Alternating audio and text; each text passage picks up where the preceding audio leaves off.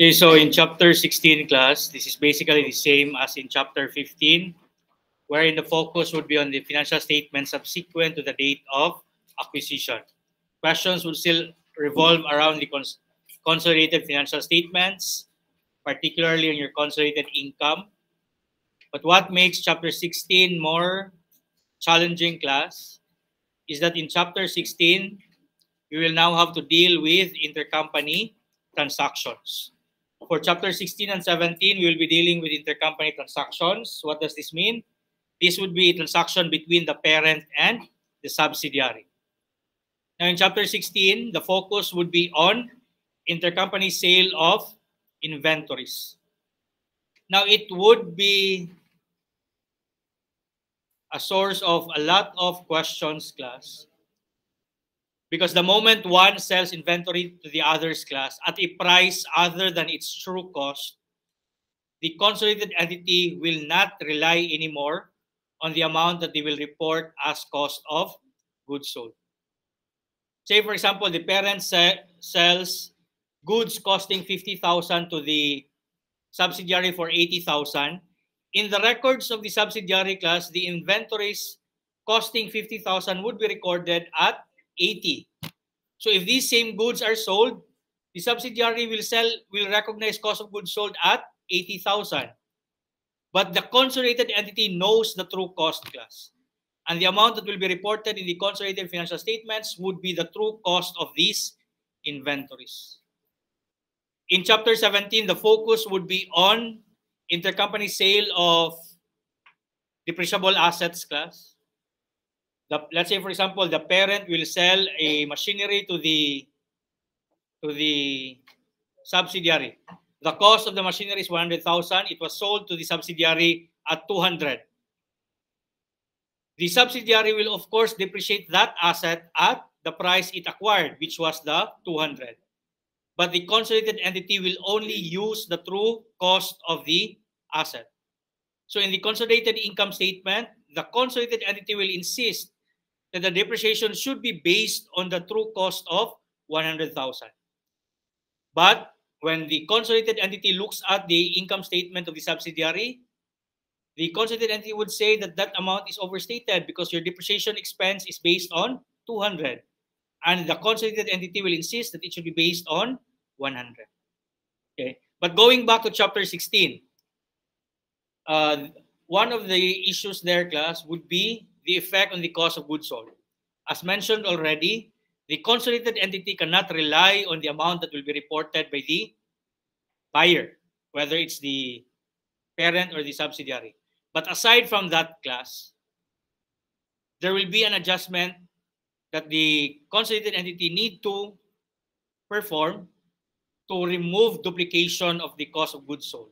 What do I mean by the duplication? Let's say, for example, the parent sells goods to the subsidiary. From that transaction, the separate books of the parent, there will be a recognition of cost of goods sold. Why? The parent sold to another entity.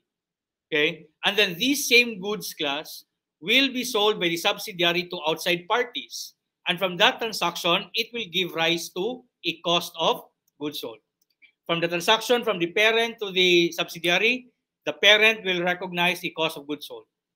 Involving the same goods, when it is sold to third parties by the subsidiary will also report a cost of goods sold.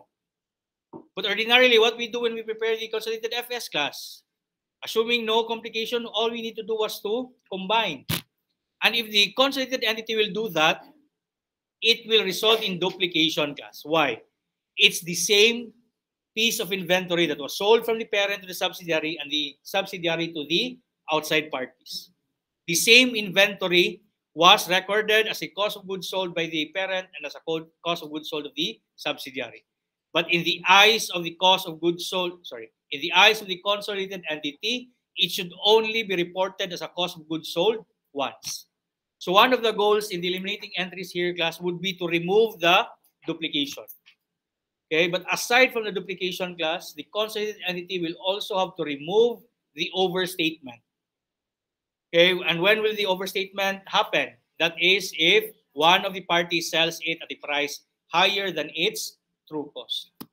So two issues in the income statement. Duplication of the cost of goods sold for the sale of one good class. And second would be from the overstatement. There will be no problem, class, if the parent or the subsidiary sells it to the other party at its true cost without any markup. But that would be unlikely. Most of the transfers here would involve a markup. Now, of course, if there are issues with the consolidated cost of goods sold class, you would expect that there will also be issues in the consolidated gross profit. Okay, whatever is the adjustments needed in the cost of goods sold, those same adjustments would trickle down to your gross profit. And of course, if there are issues with your gross profit, there will again be the same issues in your net income. And that is where the problem in the computation of your consolidated income comes in. But aside from that, class, there will also be an issue on the balance sheet. What account will be affected here in chapter 16? It would be in the consolidated inventory. In your consolidated inventory, what are we supposed to do? Just add the inventory reported by the parent and the inventory reported by the subsidiary. But the consolidated entity cannot rely on the amounts reported by the parent and the subsidiary. Why? Because one of them may be recording the inventory at a markup. So in our example, inventories that were sold from the parent to the subsidiary at 80,000, in the books of the subsidiary, if it remains unsold, it will form part of its ending inventory. And of course, the amount that will be reported in the ending inventory would be the 80,000 because that is the cost as far as the subsidiary is concerned. Okay, but as far as the consolidated entity is concerned, how much is the true cost of this inventory that is held by the subsidiary which originated from the parent? 50. So in the consolidated entity, it should just be reported at 50. So you will again have to remove the markup. But as I always try to tell students, class, this should not be daunting, class. Okay, this is very similar to your home office and branch accounting. When the home office ships good to the branch at a markup, what was the issue in the computation of your combined income statement, class? The overstatement in the cost of goods sold of the branch, the overstatement of the overstatement of the cost of goods sold, and the understatement of the income. Why does that happen? Because the price used by the branch in its separate financial statements are based on the billed price. But in the eyes of the combined entity, it should use the true cost. Okay, so the same analogy in your consolidated financial statements, class. Goods transferred from the parent to the subsidiary or vice versa should be recorded at its true cost in the eyes of the consolidated entity. And if you recall in your home office and branch accounting class, you're asked there how much would be the combined inventory. And you will always have to write down the inventory held by the subsidiary down to its true cost. So not everything should appear new, class, because again, very similar ang treatment sa transfer of merchandise from home office to the branch for intercompany transactions between the parent and the subsidiary. But we have another issue. Here, the direction of the transfer, class, will not always come from the parent to the subsidiary. The transfer of merchandise or inventory here may be from the subsidiary to the parent. And in that case, whose income statement needs an adjustment? It would now be the parent. Because you should be aware of the classification of these two transactions. They are referred to as your upstream and downstream. Okay, you just look at from where it came from and just put the parent on top and then the subsidiary below the parent, class. So visualize the parent being on top and then the subsidiary below the parent. So if the transaction comes from the parent to the subsidiary, then that will be considered as downstream. It originates from the parent, goes down to the subsidiary. If the transaction comes from the subsidiary, then the shipment is to the parent, then that would be considered as upstream. Okay, again, visualize the parent being on top. From subsidiary to parent, that would be upstream. Why does it matter? Whoever is the recipient of the transaction class, it is its financial statements that will need adjustment. So if it's downstream, it will be the income statement of the subsidiary that will need adjustment. Okay, but if it's upstream, because it is now the parent using the incorrect cost, the cost that is not the true cost, it will now be the income of the parent that will be adjusted so as to satisfy the consolidated entity. And I said that this is an issue because this will now be the first time that we will have an adjustment to the income of the parent. In all our problems, it has always been the adjustment to the income of the subsidiary. The only instance there will be complication in the computation of the income of the parent, as we computed for consolidated income, was when the problem gives you the comprehensive income, and what we need is the income from own operations. But this time, there may be an adjustment to the income of the parent. Okay, and let's try to apply that here in problem 16-1.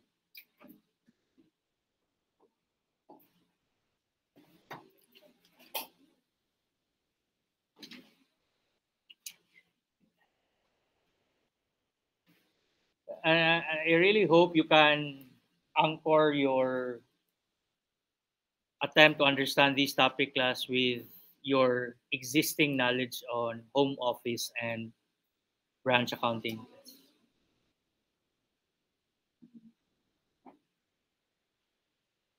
Should we have a recap? How do you compute for combined cost of goods sold in home office and branch class?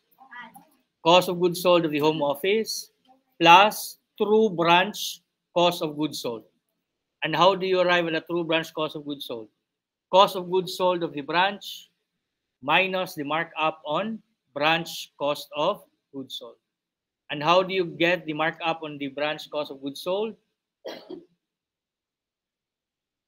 You get the markup on the beginning inventory, you get the markup on the purchases, you get the markup on ending. Markup on beginning plus markup on purchases minus markup on ending will give you the markup on branch cost of goods sold.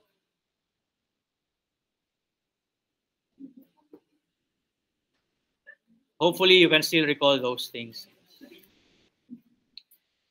So in 16-1, question here is how much will be consolidated sales and cost of goods sold?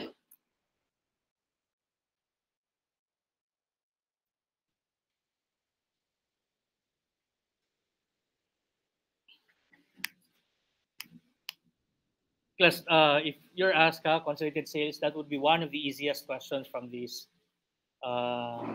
chapter class. No need to analyze the markup class. Very simple. It's the sales of the parent plus sales of the subsidiary minus intercompany sales. Why do we need to deduct the intercompany sales? As what I mentioned earlier, the goal here is to remove duplication. When the parent sells to the subsidiary, the parent will recognize sales. For the same goods that came from the parent, if it is now sold to outside parties, the subsidiary will also recognize sales. But in the eyes of the consolidated entity, was the transfer from the parent to the subsidiary a sales transaction? No. The goods will only be considered sold in the eyes of the consolidated entity if it is sold to outside parties. But what happened? Included by the parent, included by the subsidiary. So to avoid duplication, in computing for consolidated sales, you combine the two, but just remove the consolidated sales. Now, why are we not going to deduct it twice? Because it should remain once class. The first sale is from the parent to the subsidiary. The second sale is from the subsidiary to the parent. There's two sales transactions for the same goods. Sorry, I said parent. Again, first sale is from parent to subsidiary. Second sale is from subsidiary to outside parties. two sales transactions for the same goods. But in the eyes of the consolidated entity, this only happens once. Okay, from the consolidated entity to the outside parties. Okay, so you do not deduct it twice, kay that would result in the complete omission of the recording of the transaction. It was recorded twice, but how many times should it be recorded? Only once. So to bring down 2 to 1, you just deduct it once. Okay? So that's why you just add the 2, then deduct the intercompany sale. And again, this would be one of the easiest question in this topic class. So if you'll be given a shotgun problem, 1 problem, 5 questions, expect the very first question to be compute for consolidated sales. Regardless of whether or not you can answer the other questions, you should be able to answer consolidated sales. It's unforgivable for you not to answer consolidated sales. And again, how do you solve for consolidated sales? Sales of the parent minus sales of the subsidiary, plus sales of the subsidiary minus intercompany sales. Do you follow, class? Now, why is this not familiar? Why did this not happen in home office and branch accounting? In home office and branch accounting, class, the transfer from the home office to the branch is not recorded as a sale. It is recorded separately as shipments to branch. Okay? But that's why in your eliminating entry in home office and branch, it is the shipments to branch and shipments from home office that will need to be eliminated, class. Okay? But here, remember, in parent and subsidiary relationship, class, these two entities continue to exist separately and independently. Okay? In actual practice, they will have separate SEC registration. They will have separate BIR registration. Okay? They will submit different. They will have their own financial statements, which will be submitted to the BIR and SEC separately. Okay? Again, the FS of the consolidated entity would be a third set of financial statement already. They being independent and separate entities, class, they treat their transactions as if they are unrelated. That's why the transfers between them will be reported as a sales transaction. But of course, in the eyes of the consolidated entity, it's not a sales transaction. It's just a transfer from one part of the consolidated entity to another part of the consolidated entity. Okay, now going back. What do we need to do? Just get the sales of the parent and the subsidiary, which are already given in the table, class, in the amount of 900 and 500. Okay. And then minus the, how much was the intercompany sale? Just 50. Okay. And that's it. 900 plus 500 minus 50. Class, I cannot emphasize this enough yet. You should not get this question wrong. There's no complication here. There's no tricks here. There are no tricks here. All you have to do is to add the sales of the parent plus sales of the subsidiary minus the intercompany sales. Okay, and that's it. And you already have the answer. It's 1,350,000.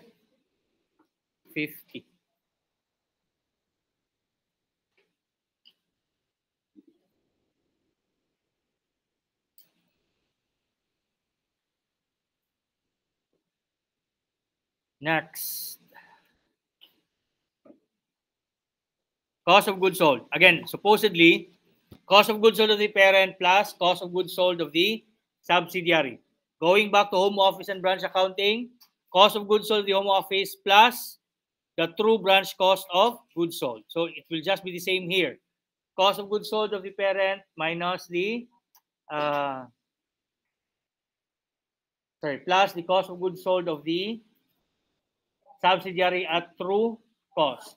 But in addition, class, you will also have to deduct the intercompany sale. Why are we doing that? Again, to remove duplication. Why? Because the same transaction is recorded as a cost of goods sold of the parent and will also be recognized as a cost of goods sold of the subsidiary. Why do we not have that in home office and branch accounting? Because again, the transfer from the parent to the home office to the branch was not recorded as a sales. Okay, so what happened here?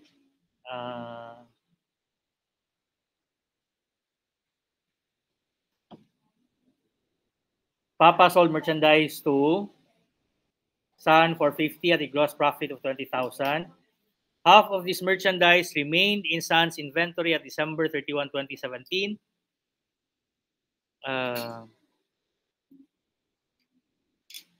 Son's December 31, 2016 included inventory unrealized profit of 4,000 on goods acquired from the parent. Now,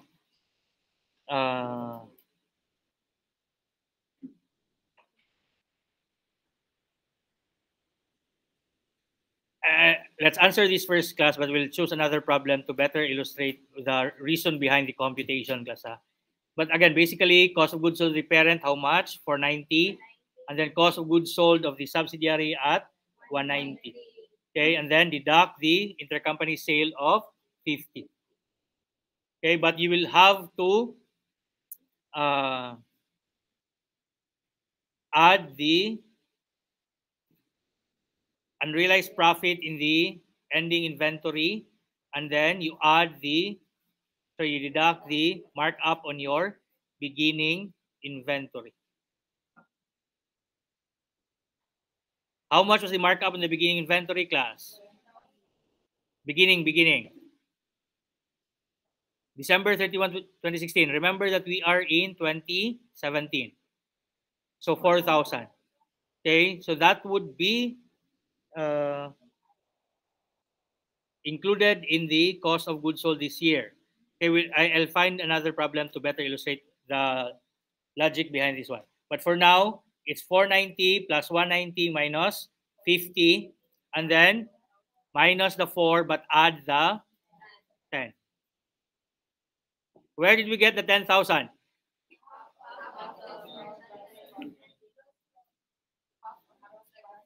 Okay, because 50,000 is we can call this as the build price, class.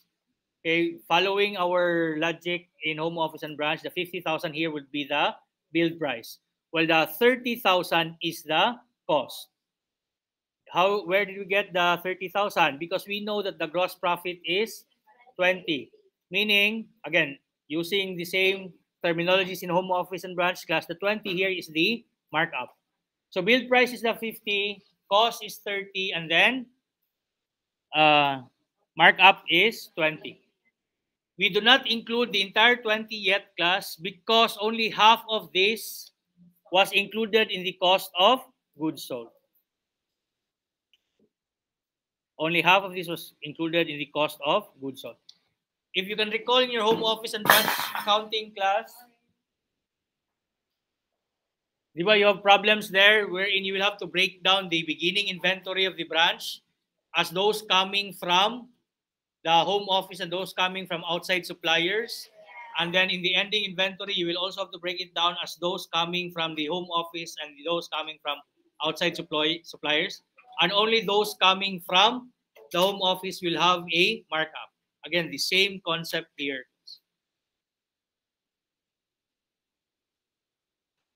So what's the answer here? 490 plus 190 minus 50. 600.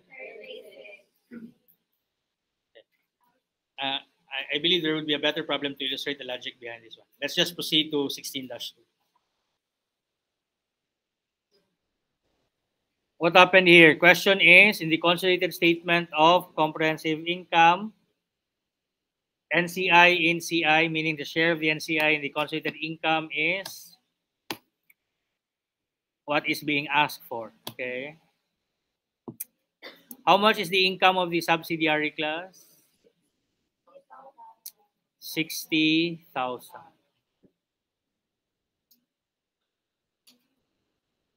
And then what happened here? Pido owns 80%, and December 31, under the cost method, was 80%. CISA sells merchandise to Pedro for 100 at a gross profit of 20. So the cost must be 80. At December 31, 2017, half of this merchandise is included in Pedro's inventory. Separate income of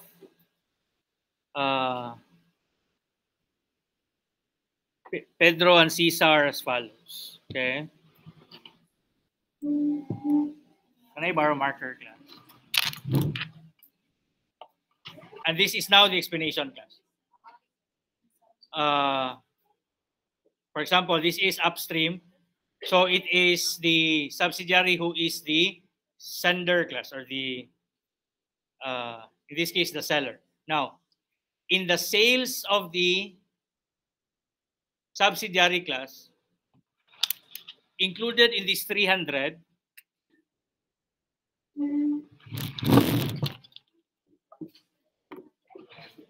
so basically the confusion there was that we treated this as a downstream.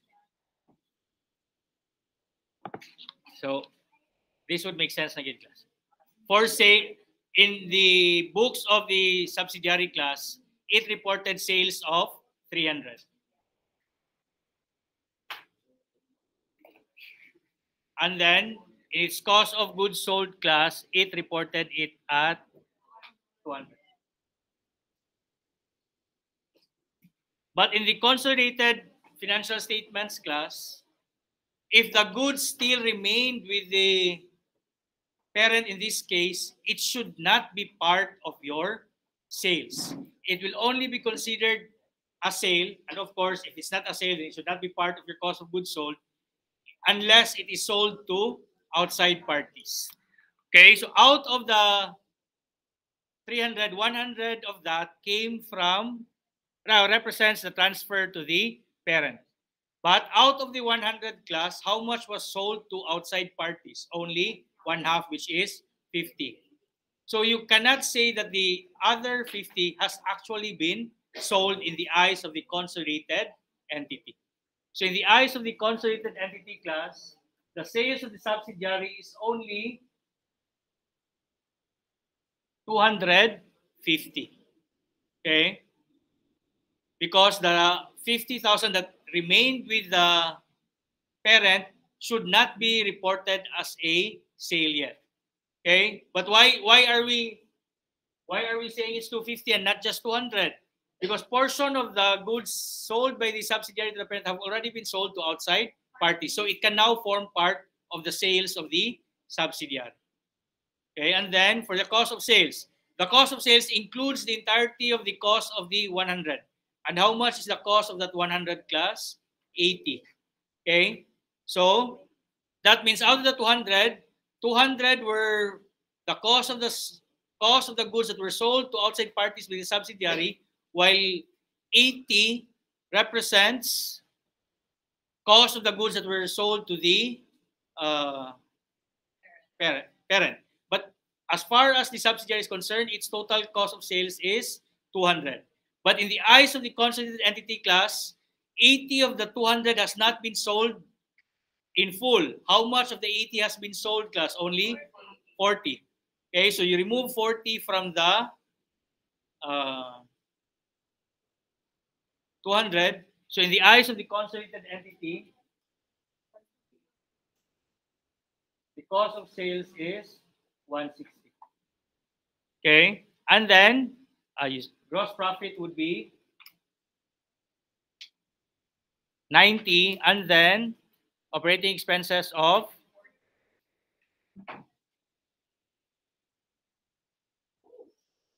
This is now the adjusted income of the subsidiary class. Okay, and how did you get it? We remove the portion of the sales that have not yet actually been sold to outside parties. We remove the cost of the goods that were not actually sold to outside parties. Okay? And ultimately, you will still arrive at 50. But based on your solution manual class, what's the shorter way of solving the 50 class?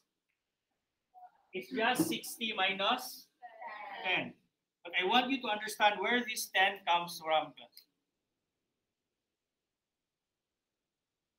Basically, this 10 is the difference between the change in the sales and the cost of goods sold.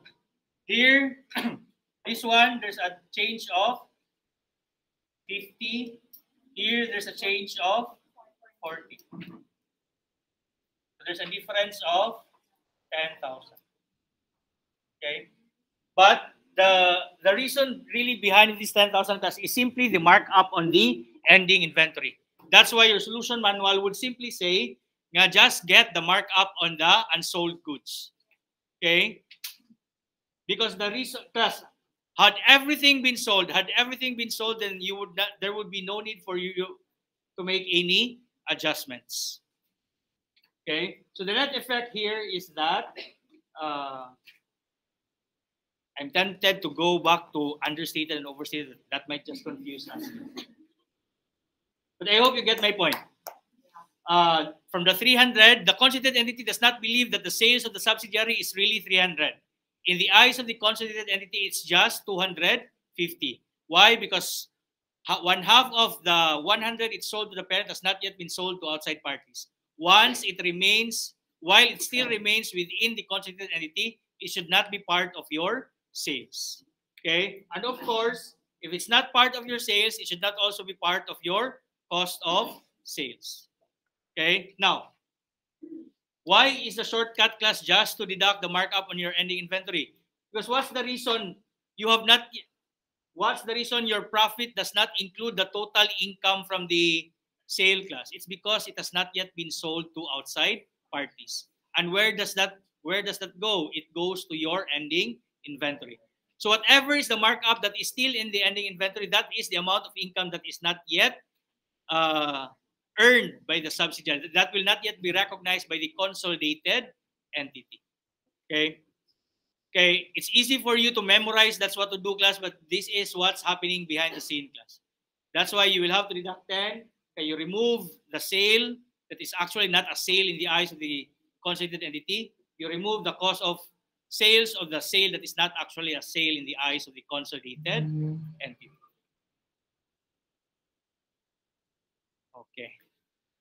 Once we have the 50, you just multiply the share of the NCI, which is 20%. And then, and is that already the answer?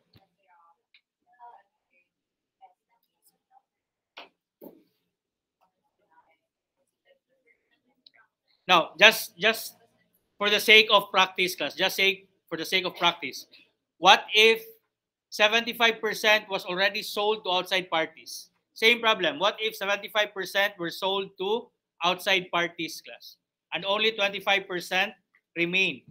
If we prepare an adjusted income statement of the subsidiary in the eyes of the consolidated entity, what will happen?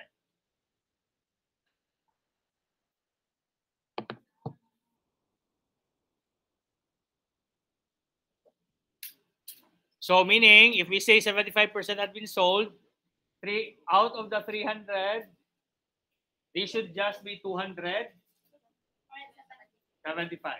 Because in the eyes of the consolidated entity, the remaining 25 that has not been sold to outside parties should not be part of the sales yet.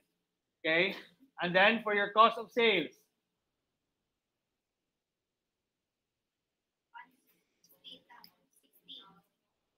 so here, out of the, there's 80 here, but, so we will deduct 20. How much are we going to deduct? I think 20. So this would be 180.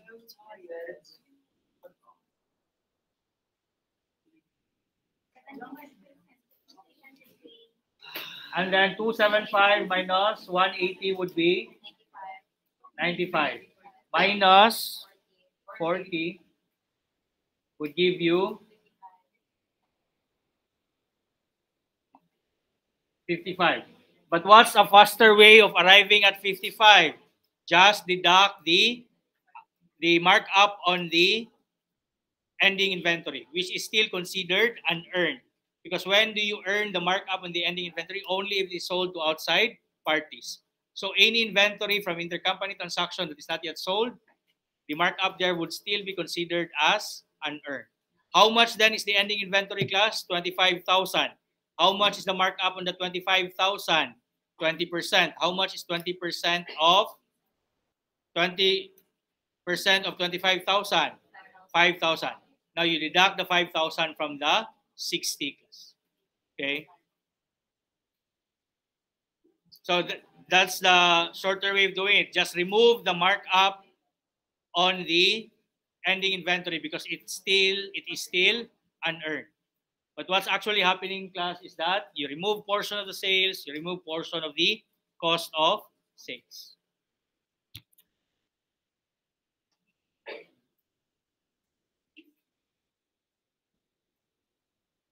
Okay, let's end here for tonight.